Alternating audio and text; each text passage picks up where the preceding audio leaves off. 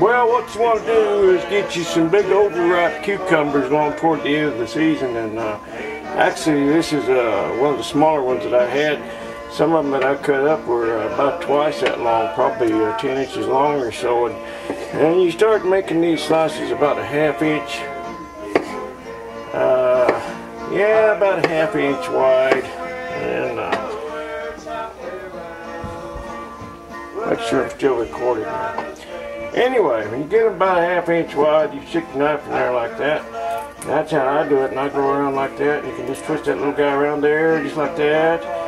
And after get the seeds out, don't you see? And then what you want to do is you want about 2 gallons of them. So once you get your 2 gallons of pickle or cucumber rings, then I'll show you what we're going to do next.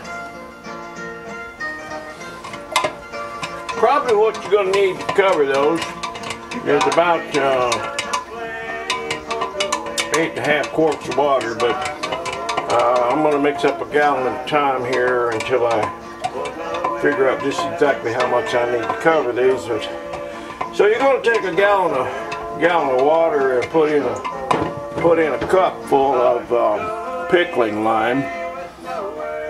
And so we're 8½ quarts and 2 cups of pickling lime. But like I said, I'm just going to mix up a gallon at a time here until I see, you know, exactly how much I'm going to need to cover those.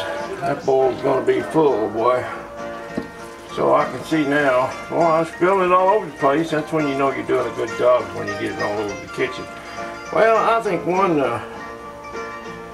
one's going to do that. It called for maybe more than that, but I'm sure it just depends on your container. And I didn't have one container big enough to hold all of them 2 gallons of cucumbers because